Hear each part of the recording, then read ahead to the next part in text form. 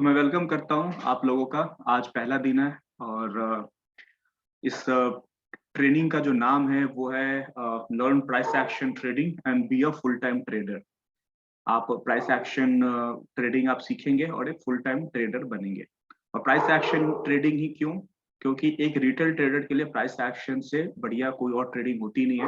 आप लोग जितने भी ट्रेडर से मिले होंगे वो सब प्राइस एक्शन ट्रेडिंग ही करते हैं। ट्रेडिंग करने के बहुत सारे मेथड्स है। फंडामेंटल ट्रेडिंग भी होती है, फंडामेंटल एनालिसिस करके ऑप्शन ट्रेडिंग भी होती है। लेकिन वो सब चीजें तब आती है जब आपकी क्वांटिटी बहुत बड़ी हो। वैसे अगर आप एक रिटेल ट्रेडर है, रिटेल ट्रेडर का मतलब ये हुआ कि अगर आप एक सिंगल टीम है, आपकी टीम में कोई और नहीं है, कोई रिसर्च करने वाला नहीं है, आप ही खुद ट्रेड करते हैं, खुद रिसर्च करते हैं, तो फिर प्राइस एक्शन जो है वो बेस्ट मेथड है ट्रेडिंग का। ठीक है। तो स्वागत है आप लोग का कॉन्सेप्ट ऑफ ट्रेडिंग में। और आप लोग इस ये जब ट्रेनिंग सेशन खत्म होगा तो इस बात की गारंटी है कि आप लोग एक फुल टाइम ट्रेडर बन पाएंगे। ठीक है। सबसे पहले क्वेश्चन ये आता है कि जो प्राइस एक्शन ट्रेडिंग जो है वो रिटेल ट्रेडर के लिए बेस्ट क्यों है?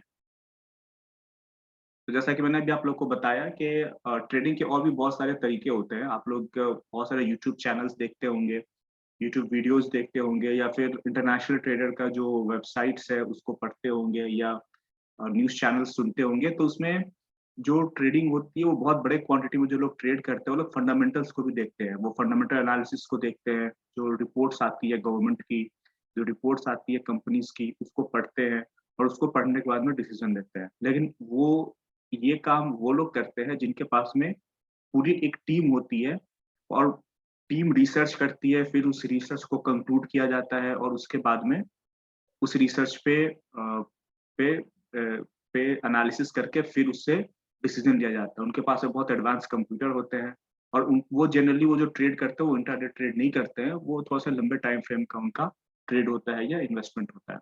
लेकिन एज अ रिटेल ट्रेडर जैसे हम आप हैं, या फिर कोई भी ऐसा ट्रेडर जो अकेला है और वो अकेले बैठ कर ट्रेडिंग कर रहा है, तो उसके लिए प्राइस एक्शन ट्रेडिंग जो होती है वो बेस्ट होती है। ठीक है। सबसे पहले मैं बहुत ही बेसिक बात पे जाऊंगा कि जो चार्ट बनता है, आप लोगों ने अभी तो थोड़ा बहुत चार्ट पढ़ना आप लोगों ने सीख लिया है। तो जो चार्ट बनता है वो चार्ट कैसे बनता है इस बात को आप लोग समझिए। जब भी एक ट्रांजैक्शन होता है तो उसमें एक बायर और एक सेलर होता है। और जब एक बायर और सेलर आपस में अग्री करते हैं एक ट्रांजैक्शन करने के लिए, जैसे एग्जांपल लीजिए, अगर आप बैंक निफ्टी का एक कॉल ऑप्शन बाई करते हैं तो आपका कॉल ऑप्शन बाई तभी होगा जब एक कॉल ऑप्शन का सेलर वहां पर होगा। और जब बायर और सेलर आपस में मिलते हैं एक किसी सर्टेन प्राइस पे ट्रांजैक्शन को करने के लिए, तब आपका वो ऑर्डर एग्जीक्यूट होता है और एक ट्रांजैक्शन जो है वो अकर होता है, एक ट्रांजैक्शन जो है कंप्लीट होता है। जैसे ठीक वैसे ही होता है, जैसे एग्जांपल लीजिए, आप एप्पल खरीदने के लिए मार्केट में गए, तो आप बायर है, जो एप्पल बेच रहा है वो सेलर है। आपने पूछा एप्पल कैसे किलो, उसने कहा 100 रुपए किलो। तो आपने कहा नहीं ठीक है, मैं 90 रुपए किलो लूंगा। तो आप बायर है, वो सेलर है, आप दोनों में नेगोशिएशन हो रहा है। एंड में अगर 90 पे मान जाता है तो आप 90 रुपए पे करते हैं, वो 1 किलो एप्पल आपको देगा और एक ट्रांजैक्शन हो गया। ठीक है। तो जो चार्ट होता है वो क्या होता है, जब एक ट्रांजैक्शन होता है तो चार्ट पे एक डॉट जो है वो प्लॉट हो जाता है। ठीक है। जैसे एग्जांपल लीजिए, मैं आपको यहाँ पर लिखने की कोशिश करता हूँ।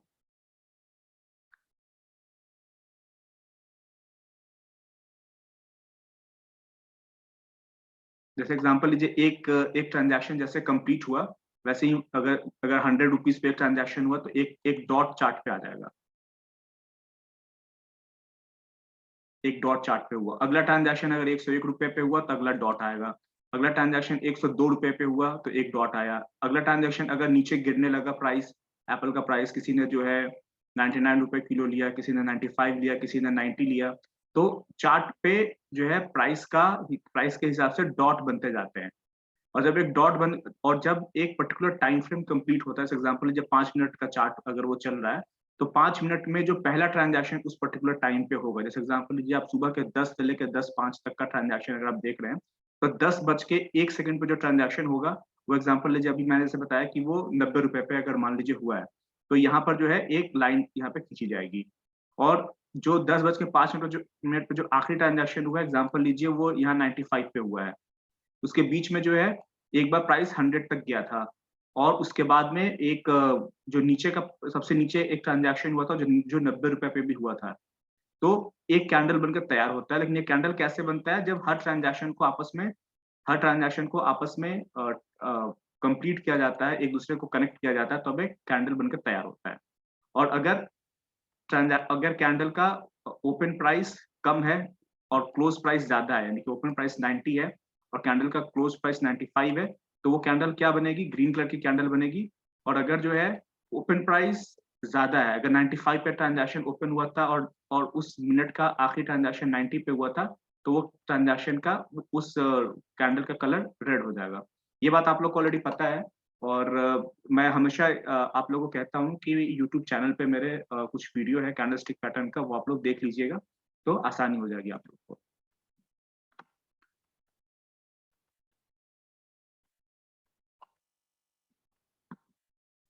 और अभी तक आप लोगों को पता है कि जो चार्ट होता है वो 3 तरह के चार्ट मेनली यूज किए जाते हैं। एक होता है कैंडलस्टिक चार्ट जो हम लोग यूज करते हैं, जो मैं भी यूज करता हूँ। एक होता है बार चार्ट और एक होता है लाइन चार्ट। मैं थोड़ा सा आप लोग को बता दूं कि ये बार चार्ट और लाइन चार्ट क्या होता है। बार चार्ट में क्या होता है कि एक लाइन होती है ऐसे, और उसमें जो ओपन प्राइस होता है वो यहाँ पे होता है। ओपन प्राइस के लिए एक लाइन यहाँ खींची होती है और क्लोज प्राइस के लिए जो लाइन होती है वो राइट हैंड साइड को खींची होती है।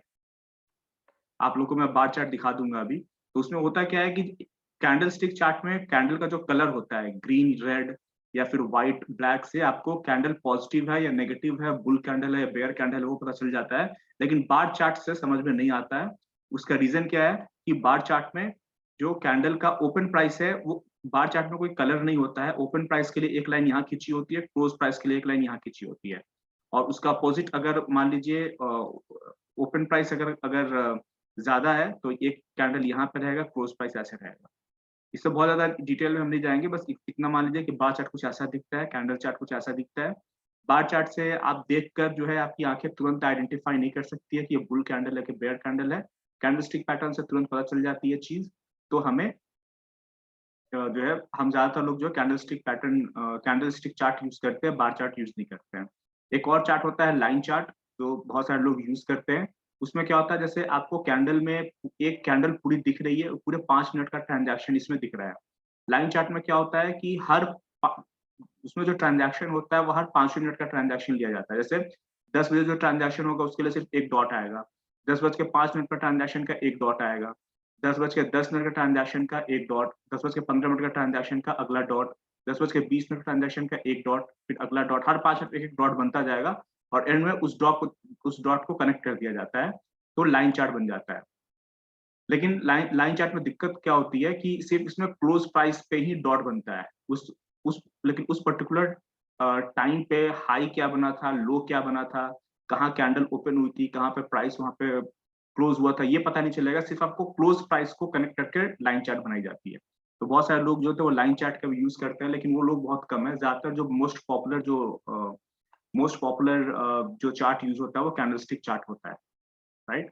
बार चार्ट आप लोग लगा कर देख लीजिएगा, अभी मैं दिखा दूंगा आप लोग को। और उसके बाद एक और होता है जिसको हम कहते हैं लाइन चार्ट। लाइन चार्ट में मैंने बताया आप लोग को कि सिर्फ क्लोजिंग प्राइस को आपस में कनेक्ट करके लाइन चार्ट को बनाया जाता है।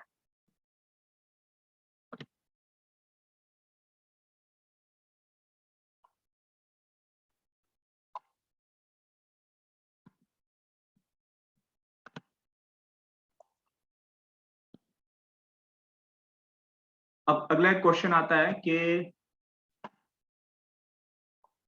क्या जो ट्रेडिंग होती है, ट्रेडिंग मतलब होता है क्या, बाइंग और सेलिंग ही होता है बेसिकली। अगर आप जब ट्रेड करते हैं तो सिर्फ दो ही काम करता है, या तो बाई करते हैं या सेल करते हैं। बाई एंट्री लेते हैं तो एग्जिट करने के लिए आपको सेल करना पड़ता है, सेल एंट्री लेते हैं अगर पहले तो एग्जिट करने के लिए आपको बाई एंट्री लेना पड़ता है। तो जो बाइंग जो आप ट्रेडिंग करते हैं इंडियन मार्केट में या फॉरेक्स मार्केट में, क्या वो एक अलग चीज है? क्या वो एक ऐसा अनोखा चीज है जो आपने पहले कभी नहीं किया है? तो इसका आंसर सबसे पहले आप लोग को ये समझना पड़ेगा कि ट्रेडिंग को कुछ अलग हिसाब किताब से आप नहीं देखिए। ट्रेडिंग आप अगर आप स्टॉक मार्केट में या फॉरेक्स मार्केट में ट्रेड नहीं करते हैं तो दूसरे मार्केट में आप ट्रेड जरूर करते हैं। जैसे आप एप्पल खरीदना जाते हैं, सब्जी खरीदना जाते हैं, तो वहां भी ट्रेडिंग होती है। आपके पेरेंट्स या आप खुद जो है प्रॉपर्टी खरीदते हैं, कोई ज़मीन खरीदते हैं या कोई बिल्डिंग खरीदते हैं, रहने के लिए घर खरीदते हैं, तो वो भी ट्रेडिंग होती है, राइट? तो अगर आप आपको मैं एक और अपनी जो चीज़ मैंने नोटिस की है वो मैं बताऊँ आपको कि इंडियन मार्केट में हमारे मार्केट में जो ट्रेडर को ज़्यादातर देखेंगे, जो सक्सेसफुल ट्रेडर है, जैसे राकेश झुनझुनवाला है, राधा कृष्ण दमानी है, ये सारे के सारे उस कम्युनिटी से बिलॉन्ग करते हैं जो ऑलरेडी ट्रेडर कम्युनिटी है, ठीक है? जैसे हमारे यहाँ जो ट्रेडर कम्युनिटी होता है, जो वैश्य समाज होता है उसमें जो है ये लोग ट्रेडर होते हैं। ये लोग जो है पैसे का ये लोग बिज़नेस पर्सन होते हैं। बिज़नेस पर्सन का मतलब ये लोग जो है किसी भी मर्चेंटाइल का जो है वो बिज़नेस करते हैं।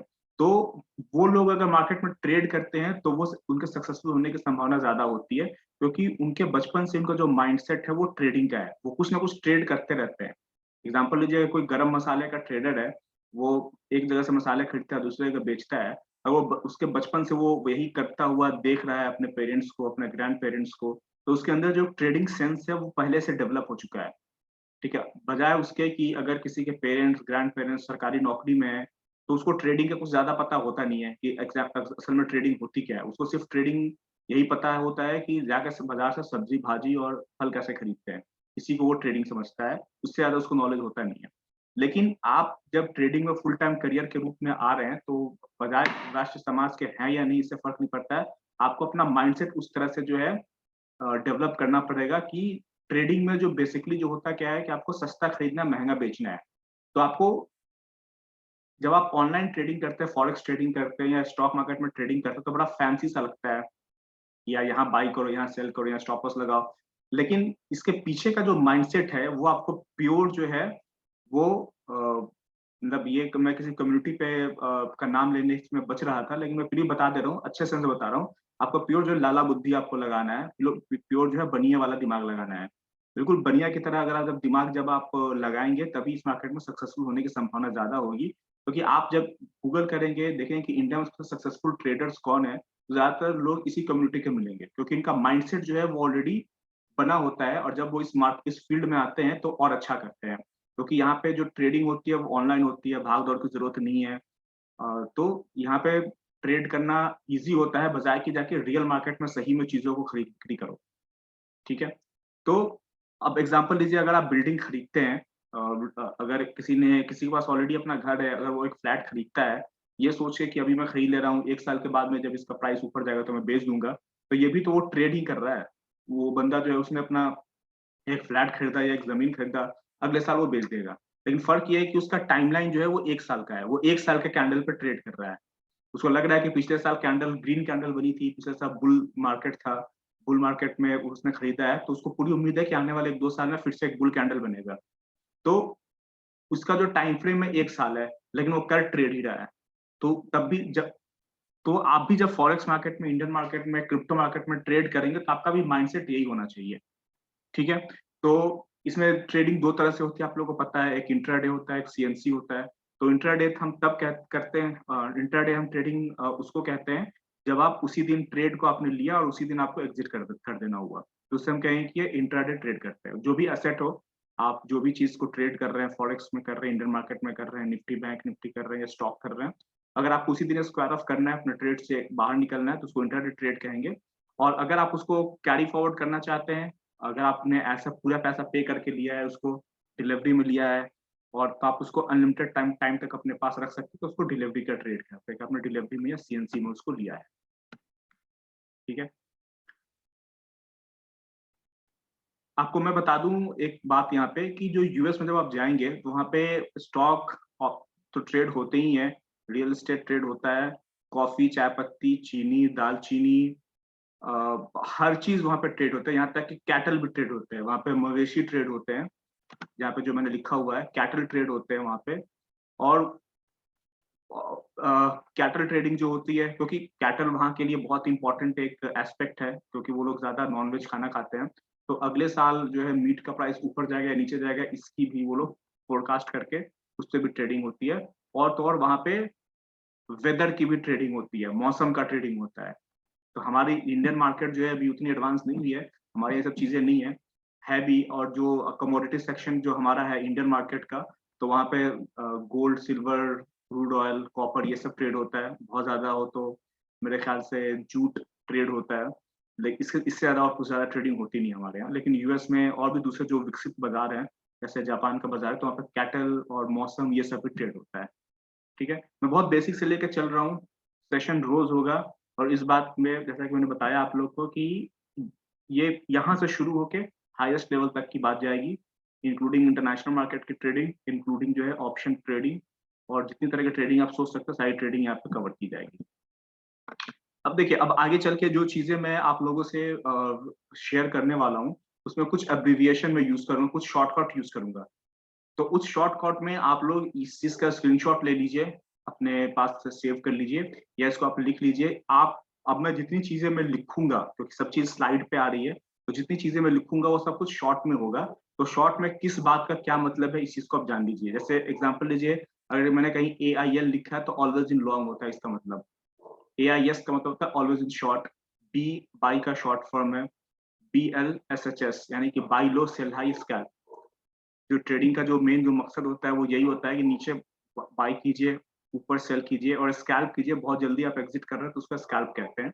इसके बारे में हम आगे बात करेंगे। तो मैं बीएलएसएचएस बोलूंगा। बीएलएसएचएस कहीं लिखा हुआ है तो इसका मतलब यही होता है, bye low, sell high, scalp. मैं आप लोग को बोलूंगा कि इसका प्रिंट आउट निकाल के अपने जहां भी आप ट्रेड व्रेड करते हैं वहां पे चिपका लीजिए, क्योंकि ये सेशन बहुत लंबा चलने वाला है तो उसमें ये सब चीजें बार बार आएंगी, तो कहीं भी जो है आपको कंफ्यूज ना हो। या तो अगर आपको याद है तो सही बात है, अगर नहीं याद है तो उसका प्रिंट आउट लेकर आप रख लीजिएगा। इसलिए मैंने इसको फॉर्मेट में रखा है कि प्रिंट आउट आसानी से लिया जा सके। बीओ का मतलब होता है ब्रेकआउट, सी का मतलब होता है क्लोज, डीबी का मतलब डबल बॉटम, डीटी का double top. EMA is exponential moving average और उसमें नंबर लिखा रहेगा, अगर 21 का है तो 21 लिखा होगा, 50 का है तो 50 लिखा होगा। H is high, HFT is high frequency trading, HH is higher high, higher low, L से low, lower high, lower low, moving average. और एक और टर्म है मूविंग एवरेज गैप बार। एक बात और मैं आपको बता दूं कि जहां भी मैं बार कहूं तो बार और कैंडल दोनों सेम चीज है। क्योंकि मैं ज्यादातर इंटरनेशनल ट्रेडर को फॉलो करता हूं तो कैंडल वो लोग वर्ड कम यूज करते हैं, बार यूज करते हैं, तो मैं भी बार ही ज्यादातर यूज करना, मैंने मेरे से भी मैं लिख देता हूँ या बोल देता हूँ। तो कैंडल और बार में कंफ्यूज नहीं कीजिएगा। मैं आपको दिखाऊंगा हमेशा कैंडल ही, बार बोल रहा हूँ तभी भी मैं कैंडल को ही रेफर करता हूँ। ये मेरे अंदर एक कमी है जो मैं पहले बता देता हूँ आपको। एमएम का मतलब होता है मेजर्ड मूव। बार बार मैं अगर एमएम लिखूं तो मेजर मूव उसका मतलब होता है। एमटीआर का मतलब होता है major trend reversal. Open of the day एक बहुत इंपॉर्टेंट प्राइस होता है तो इसका ओओडी में लिखूंगा। पीबी का मतलब होता है पुल बैक, एस का मतलब होता है सेल। एक और बहुत इंपॉर्टेंट एक टर्म है जो ट्रेडिंग रेंज में काम आता है, उसका मतलब होता है टीबीटीएल, 10 कैंडल्स 2 लेग्स करेक्शन या 10 बार 2 लेग्स करेक्शन। यानी कि जब भी एक करेक्शन होता है तो आपने देखा हो कि ब्रेकआउट होने के बाद में मार्केट साइडवेज हो जाता है। तो साइडवेज कितने देर के लिए होगा, तो कम से कम 10 कैंडल होगा और 2 लेग बनेगा, उसमें 2 बार स्विंग हाई स्विंग लो बनेगा, उसको टीबीटीएल कहते हैं। कभी भी टीबीटीएल करेक्शन हो गया इसका मतलब कि वो ब्रेकआउट फेज के लिए रेडी है। तो बहुत इंपॉर्टेंट है।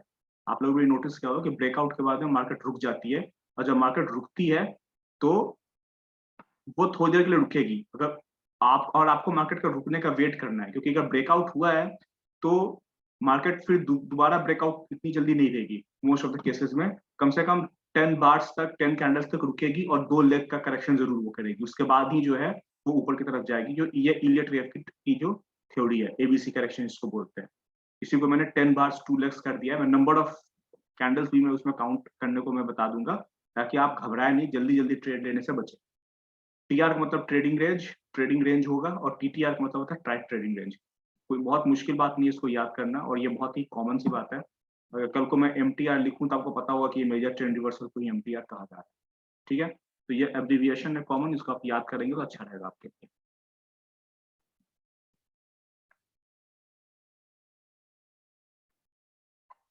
चलिए, अब मैं एक अगला कॉन्सेप्ट आपको बताता हूँ कि जो मार्केट होता है। अब आप इस चीज को समझिए कि जो मार्केट होता है वो ऑलवेज जो होता है या तो वो ट्रेंड में रहेगा या ट्रेडिंग रेंज में रहेगा। मार्केट का जो है वो दो ही मार्केट का जो है वो दो ही फॉर्म है। या तो वो हमेशा जो है वो किसी एक पर्टिकुलर टाइम फ्रेम में या तो वो ट्रेंड में रहेगा, किसी पर्टिकुलर ट्रेंड में। ट्रेंड कितने ट्रेंड होते हैं, 2 ट्रेंड होते हैं, बुल ट्रेंड होगा या बेयर ट्रेंड रहेगा, या फिर ट्रेडिंग रेंज में रहेगा।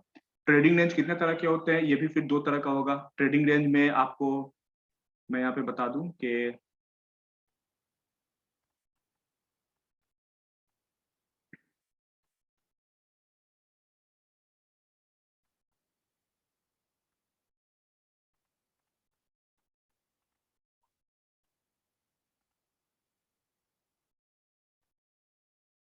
एक मिनट रुकेंगे आप।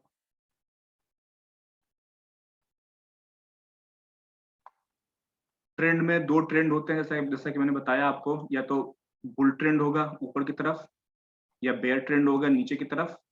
ट्रेडिंग रेंज में भी फिर 2 होगा, या तो बिल्कुल ऐसे हॉरिजॉन्टल ट्रेडिंग रेंज होगा, या फिर थोड़ा सा ऊपर की तरफ उठा हुआ ट्रेडिंग रेंज होगा, या फिर नीचे की तरफ उठा हुआ, नीचे की तरफ झुका हुआ ट्रेडिंग रेंज होगा।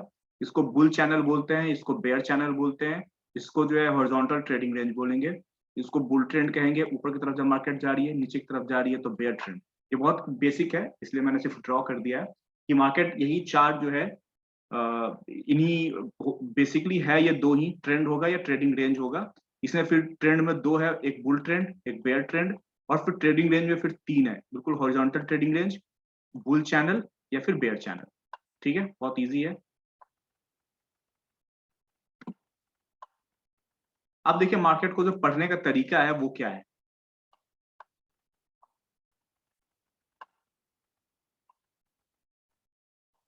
देखिए बुल ट्रेंड अगर जब भी शुरू होता है तो बुल ट्रेंड जो होता है वो स्टार्ट कैसे होता है, बुल ब्रेकआउट से स्टार्ट होगा। तो जैसे एग्जांपल लीजिए, यहाँ पे आपको दिख रहा है कि छोटा छोटा कैंडल बन रहा है। जब इतना छोटा छोटा कैंडल बनने के बाद में अगर इतना बड़ा कैंडल अगर ये बन जाता है, तो ये क्या होगा, ये बुल ब्रेकआउट उसने दे दिया है। तो जनरली लोग क्या करते हैं कि इस तरह का अगर स्ट्रक्चर बना होता है और जब ये ब्रेकआउट देना शुरू कर देता है बहुत तेजी के साथ में, तो लोग को पता चल जाता है कि ठीक है अब इसने बुल ब्रेकआउट दे दिया है, अब मार्केट ऊपर की तरफ जाएगी, वो कहीं भी एंट्री ले लेते हैं। स्पेशली मैं एक बात आपको बताऊं, कभी भी जब बुल ब्रेकआउट हो और बुल ब्रेकआउट के बाद में उसको फॉलो अप मिल जाए एक दो कैंडल के अंदर में, तो समझ जाइए कि अब कम से कम बेयर ट्रेंड की संभावना न के बराबर है। ठीक है, तो आप हमेशा याद रखिए कि जो मार्केट की जो शुरुआत होती है वो बुल ट्रेंड से अगर होती है, तो बुल ट्रेंड जो होता है वो स्टार्ट होता है बुल ब्रेकआउट से। एक बार जब ये बुल ब्रेकआउट हो गया, उसके बाद जो होता है आपको जो, जब एक बार बुल ब्रेकआउट हो गया, तो एज अ रिटेल ट्रेडर और एज अ जो है प्राइस एक्शन ट्रेडर आप सेल साइड की तरफ जाने से बचेंगे। एक बार जब बुल ब्रेकआउट हो गया, इसका मतलब है कि एक ट्रेंड की शुरुआत यहाँ पर हो सकती है। तो इस तरह का स्ट्रक्चर आपको दिखता होगा कि मार्केट रुकी हुई है, बहुत छोटा छोटा कैंडल बना रही है, ट्रेडिंग रेंज में का एक बुल ब्रेकआउट हो गया, और ये ब्रेकआउट अब यहाँ पर 2 कैंडल का ब्रेकआउट मैंने दिखाया है, ये हो सकता है और भी ज्यादा कैंडल का, 3 4 5 कैंडल का ब्रेकआउट हो सकता है। तो जनरली जब ब्रेकआउट होता है तो मार्केट प्राइस पे एंटर कर जाइए, क्योंकि आपको पता है कि ये बहती गंगा में हाथ धोने वाली बात है। मार्केट ऊपर की तरफ जा रही है, आप एंट्री कर लेंगे। लेकिन यहाँ पे बात हो रही है, यहाँ पे एंट्री एग्जिट की बात नहीं हो रही है, यहाँ पे बात हो रही है मार्केट को समझने की कि मार्केट बिहेव कैसे करता है। ठीक है, जब एक बुल ब्रेकआउट होता है उसके बाद में हमेशा एक पुल बैक आएगा। ठीक है, तो जनरली होता क्या है कि जो नोविस ट्रेडर होते हैं, जो नए नए ट्रेडर बनते हैं, उनके साथ दिक्कत क्या होती है कि उनको लगता है कि अरे बहुत बड़ा ब्रेकआउट हो गया, अब एक बेयर कैंडल बन गई, यहाँ बेयर कैंडल बन गई, अब ये और ऊपर नहीं जाएगा, यहाँ पे चलो सेल कर देते हैं। और वो यहाँ पर सेल करने की कोशिश करते हैं, उनको लगता है कि अब रिवर्सल आ जाएगा, क्योंकि बुल ब्रेकआउट हुआ है, अब बहुत ऊपर चला गया, इतनी ऊपर तो मार्केट जा नहीं सकती है, अब ये नीचे आ जाएगी। जैसे अभी निफ्टी एग्जांपल लीजिए, 18,000 चली गई थी, तो लोगों को लगा था कि अब बहुत ऊपर चलेगी, अब वापस उसको नीचे आना चाहिए, लोग शॉर्ट साइड जाने लगे। जो जो नए नए ट्रेडर बने हैं वो लोग, देखिए मार्केट वापस 18,000 को टच कर रही है। ठीक है, तो बुल ब्रेकआउट हुआ, उसके बाद पुल बैक हुआ, तो अब आप जो है सेल साइड के लिए आप नहीं जाएंगे। आप हमेशा याद रखेंगे कि जगह बुल ब्रेकआउट हुआ है तो अगला जो उसमें जो प्राइस एक्शन का जो पार्ट आएगा वो पुल बैक आएगा। ठीक है, सर और जी सर, ये जो बुल ब्रेकआउट जो हुआ है, जो हम्म, 90 डिग्रीज में सीधा एक कैंडल बनेगा, तो वो ज्यादा देर सस्टेन करने वाला नहीं है बोल के बोले थे ना सर। जी उसके बारे में बात करेंगे अभी। अगर ये सस्टेन नहीं करता है, अगर एग्जांपल जब ये बुल ब्रेकआउट हुआ है, तो वो एक अलग कॉन्सेप्ट है, उसके बारे में हम बात करेंगे आगे। मैं यहाँ पे बोल रहा हूँ कि अगर एक बुल ब्रेकआउट होता है और सब पुल बैक आता है, यहाँ पे तो जो मैंने पुल बैक का जो एग्जांपल आपको दिया है, पुल बैक किसको बोलते हैं, जब एक कैंडल का लो लगातार 2 3 कैंडल ऐसा बने जो नीचे की तरफ डायरेक्शन उसका जाता हुआ दिखे। स्पेशली जब एक कैंडल का लो पिछले कैंडल के लो को ब्रेक करना शुरू कर दे। जैसे एग्जांपल लीजिए, ये जो बेयर कैंडल है, इसका लो इसने पिछले कैंडल के लो को ब्रेक कर दिया। फिर यहाँ पर देखिए लगभग लगभग डबल बॉटम यहाँ पे बना हुआ है, इस ये कैंडल में और ये कैंडल में, तो इसको आप पुल बैक में काउंट करेंगे। ठीक है, तो यहाँ पे बेयर ट्रेंड की कोई संभावना नहीं है, क्योंकि इतना जबरदस्त जब ब्रेकआउट हुआ है इतने बड़े कैंडल को, ये सिर्फ एक बेयर कैंडल, दो बेयर कैंडल जो रिवर्स नहीं कर सकता है। तो जब भी मार्केट नीचे की तरफ आ रही है तो आप जो है उसमें दो ही चीज होती है, या तो वो पुल बैक है या फिर ट्रेंड रिवर्सल है। लेकिन इतने बड़े ब्रेकआउट के बाद में पुल बैक थोड़ा और डीप पुल बैक भी हो सकता है, यहाँ से और नीचे आ सकता, हो सकता है कि ये यहाँ तक 50% पुल बैक तक ये आ जाए, हो सकता है ये पुल बैक इस लेवल तक आए, ये ऐसे हो उसके बाद चैनल बने, ये पॉसिबिलिटी है। लेकिन बात ये हो रही है कि यहाँ पे मार्केट को मैं समझने की बात बता रहा हूँ कि अगर मार्केट में इतना जबरदस्त जब एक ब्रेकआउट हुआ है और जब नीचे की तरफ आ रही है, तो आप जो है बच्चों वाली बात जो जो लोग करते हैं आजकल, जितने लोग मेरे से मिलते हैं कि मार्केट ऊपर चलेगी तो यहाँ से अब उनको लगता है कि ऊपर चलेगी, अब जो है मार्केट नीचे आ जाएगी। ऐसा नहीं होता है, जब मार्केट ऊपर जाती है और जब ये नीचे की तरफ आ रहा है तो इसको पुल बैक में काउंट करेंगे। स्पेशली जब तक ये कम से कम 50% तक नहीं आता है तब तक तो इसको स्ट्रॉन्ग, तब तक इसको पुल बैक ही काउंट करेंगे, क्योंकि 50% के बाद में फिर से ऊपर जाने की संभावना सबसे ज्यादा होती है। लेकिन यहाँ पे केस अलग है, यहाँ पे ये पहले ही जो है थोड़ा छोटा सा पुल बैक है और उसके बाद इसने चैनल बनाना शुरू कर दिया है। तो यहाँ पर ध्यान देने की जो बात है वो ये है कि मार्केट में अगर एक बुल ब्रेकआउट होता है और आपको पुल बैक दिखता है, तो अब आप ये समझ जाइए कि अब जो मार्केट है वो एक चैनल बनाने वाली है। क्योंकि मैंने क्या बताया था कि पहले ट्रेंड, तो ट्रेंड तो हो गया, बुल ट्रेंड हो गया। और ट्रेंड जो होता है आप इसको समझिए कि जो ट्रेंड है वो 20% जो कैंडल होता है सिर्फ वही ट्रेंड होता है। यानी कि अगर आप कहीं भी अगर 10 कैंडल देख रहे हैं तो उसमें 2 कैंडल जो है वो ट्रेंड में रहेगा और 8 कैंडल जो है वो ट्रेडिंग रेंज में रहेगा। ये ये जो है ये जो है जनरल जो है वो अनुपात है। ये जो है ये जनरल जो है ऐसा रेशियो होता है, क्योंकि कभी भी आपने ये नहीं देखा होगा कि मार्केट ट्रेंड में लगातार मार्केट ऊपर चली जा रही है और ट्रेडिंग रेंज आ ही नहीं रहा है। ज्यादातर आपको जब आप कोई भी चार्ट देखेंगे तो इस तरह के कैंडल ज्यादा दिखेंगे, छोटे छोटे कैंडल, बुल कैंडल, फिर बेयर कैंडल, बुल कैंडल, फिर बेयर कैंडल, बुल बेयर, ऐसे दिखेंगे। इस तरह के कैंडल बहुत कम दिखेंगे कि सीधा ब्रेकआउट फेज में मार्केट है। ब्रेकआउट फेज में मार्केट 20% ऑफ द टाइम होती है। ट्रेडिंग रेंज में ट्रेडिंग रेंज में कैंडल जो होता है वो 80% जो कैंडल होता है वो ट्रेडिंग रेंज में होता है। ठीक है, देखिए मैंने इसलिए कहा था कि अब्रिविएशन याद रखिए, टीआर मतलब ट्रेडिंग रेंज और टी का मतलब मैं ट्रेंड से यहाँ पे लिख रहा हूँ। ठीक है, तो आपको हमेशा जब भी ब्रेकआउट दिखे तो उस ब्रेकआउट के बाद में आपको हमेशा जो है अगला जो फेज है वो चैनल का फेज आपको याद रखना है और ट्रेडिंग रेंज का फेज आपको याद रखना है। तो यहाँ पे यही हुआ, इसने पुल बैक लिया और फिर देखिए इसने ट्रेडिंग रेंज बना दिया। और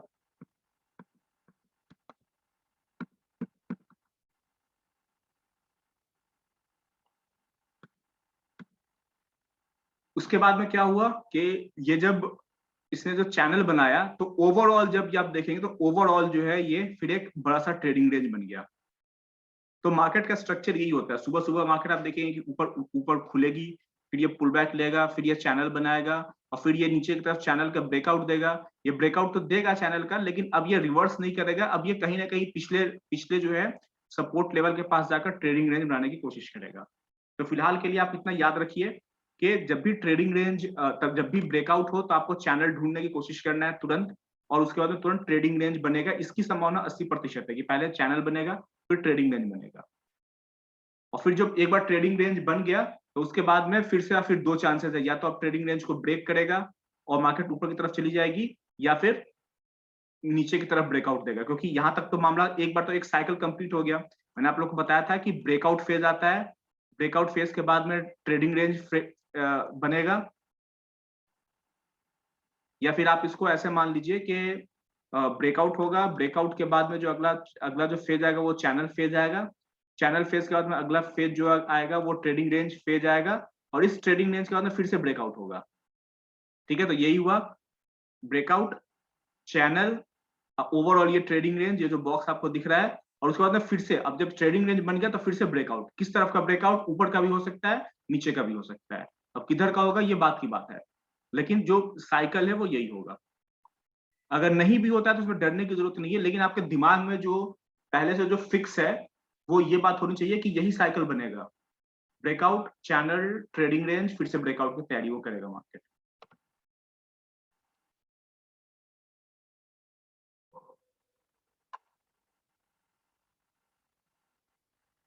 ठीक है, एक और थोड़ा सा टॉपिक हम लोग यहाँ पे कवर कर लेते हैं, सपोर्ट एंड रेसिस्टेंस का। आप लोग ऑलरेडी पता है, लेकिन फिर भी मैं बता दूं। एग्जांपल जो इस तरह का चार्ट आपको दिखता है, अब ये क्या है? ये चार्ट आपको, इस चार्ट में अगर अगर आप देख रहे हो तो ये ट्रेडिंग रेंज ही तो बना रहा है। आपको दिख रहा है कि ये एक लाइन है और ये एक लाइन है, और ये एक ट्रेडिंग रेंज है। ये तो बहुत ही सिंपल सी बात है। और इसके पहले जो है जनरली मार्केट क्या हुई होगी, इस तरह से आई होगी, ऐसे, और इस तरह से आके अभी ट्रेडिंग रेंज बना रहा है। तो ये जो है, ये ब्रेकआउट फेज यहाँ पे होगा, और यहाँ पे जो है ये चैनल फेज हो गया, और यहाँ पे जो है ये ट्रेडिंग रेंज फेज हो गया। खैर हम अब इसकी बात यहाँ नहीं कर रहे हैं। मैं जो बताना चाह रहा हूँ वो ये है कि इस तरह की अगर मार्केट आपको दिखती है तो आप करते क्या है कि सपोर्ट और रेसिस्टेंस को ढूंढने की कोशिश करते हैं। तो जैसे एग्जांपल लीजिए, यहाँ पे आपको ये सपोर्ट का एरिया दिख रहा है। सपोर्ट क्या होता है? एग्जांपल अगर ये प्राइस यहाँ पे है, यहाँ तक अगर आपको अभी लाइव मार्केट पे ये कैंडल बन रहा है, तो प्राइस जो है, जो नीचे का प्राइस है, जहाँ पे आपको कहीं भी डबल बॉटम बनता हुआ दिख रहा है, या कोई ऐसी जगह जहाँ से बार बार प्राइस आपको दिख रहा है कि वहां जाने के बाद में मार्केट वापस रिवर्स हुआ है। जैसे एग्जाम्पल यहाँ से ये भी एक सपोर्ट है छोटा सा, अगर आप बात करें तो ये भी एक सपोर्ट का एरिया है। ये भी सपोर्ट है। पहले ये सपोर्ट था क्योंकि प्राइस यहाँ आया था, ऊपर चला गया था, इसलिए प्राइस जब दोबारा यहाँ आया, थोड़ा नीचे गया था, फिर से इसने ऊपर ऊपर की तरफ निकल के यहाँ पे इसने क्लोजिंग दी थी। ठीक है, तो ये भी सपोर्ट है, लेकिन मैंने सिर्फ यहाँ पे आपको दिखाया है कि ये सपोर्ट का एरिया है, क्योंकि यहाँ पे प्राइस आया था, ऊपर चला गया था, नीचे आया था, फिर ऊपर गया, नीचे आया, फिर ऊपर गया। तो यहाँ पे प्राइस जो है बार बार सपोर्ट ले रहा है। ठीक है, तो सपोर्ट क्या हुआ? अभी जो प्राइस चल रहा है उसके नीचे का एरिया, यहाँ जो प्राइस है उसके नीचे का एरिया, जहां पे जो है, जो प्राइस जो सेल ऑफ है वो वहां पे आकर रुक सकता है। यानी कि अगर एग्जांपल लीजिए, प्राइस यहाँ से नीचे गिरना शुरू हुई, स्टार्ट हुई, तो आप कहाँ सोचेंगे कि कहां पर जाने के बाद में प्राइस जो है नीचे गिरना बंद कर देगी? आपको पता है कि यहाँ पे आने के बाद में पॉसिबिलिटी है कि यहाँ पर या तो ये रुकेगी या फिर वापस रिवर्स हो जाएगी, क्योंकि पहले यहाँ से रिवर्स हुई थी, यहाँ से रिवर्स हुई थी, तो चांसेस बहुत ज्यादा हाई है कि अगली बार जब यहाँ पे आएगा तो रिवर्स हो जाएगी। रिवर्स नहीं होगी तो यहाँ पे पॉज जरूर लेगी, थोड़ी देर के लिए रुकेगी जरूर। तो ऐसे एरिया को क्या कहते हैं? सपोर्ट का एरिया कहते हैं। और ये जो रेसिस्टेंस का एरिया, आप इसको कहेंगे कि जब प्राइस पिछली बार यहाँ आई थी तो नीचे आई थी, फिर ऊपर गई, फिर यहाँ फिर से इसको रेसिस्टेंस मिला, फिर से नीचे आ गई। तो वो सारा एरिया, जो रेसिस्टेंस का जो डेफिनेशन है वो ये हुआ कि प्राइस अबव करंट प्राइस। अगर ये प्राइस है तो आपको पता है कि ये जो एरिया है ऊपर का, इस एरिया में प्राइस अगर आएगी तो बहुत ज्यादा संभावना है कि प्राइस इस एरिया में टच करने के बाद में या तो नीचे आ जाएगी, या फिर कम से कम अगर नीचे नहीं आती है, रिवर्स नहीं होता है यहाँ से प्राइस, तो कम से कम जो है वो पॉज जरूर लेगा, कुछ देर के लिए स्टॉल पॉज जरूर होगा यहाँ पे। ठीक है, तो सपोर्ट रेसिस्टेंस आप लोग को पता है। आप लोग ऑलरेडी बहुत सारे एक्सरसाइज कर चुके हैं, लाइन ड्रॉ करके, बॉक्सेस ड्रॉ करके सपोर्ट रेसिस्टेंस आपको निकालना आता है, तो बहुत ज्यादा इस पर एक्सरसाइज मैं नहीं करूंगा। अब मैं ब्रेकआउट का कॉन्सेप्ट आपको बता दूं कि ब्रेकआउट किसको कहते हैं। जैसे एग्जांपल लीजिए, कई बार ऐसा आप लोगों ने देखा होगा कि इस तरह से प्राइस जो है ऊपर की तरफ जा रहा है धीरे धीरे, ये भी ट्रेडिंग रेंज ही बना रहा है। अगर आप इसको देखें, इससे पहले वाले कॉन्सेप्ट को मैं अगर दोहराऊं, तो ये आप यहाँ पे कह सकते हैं कि ये ट्रेडिंग रेंज है, राइट? ये ट्रेडिंग रेंज है, जिसका ये ट्रेडिंग रेंज का जो है वो अपर लेयर ये है,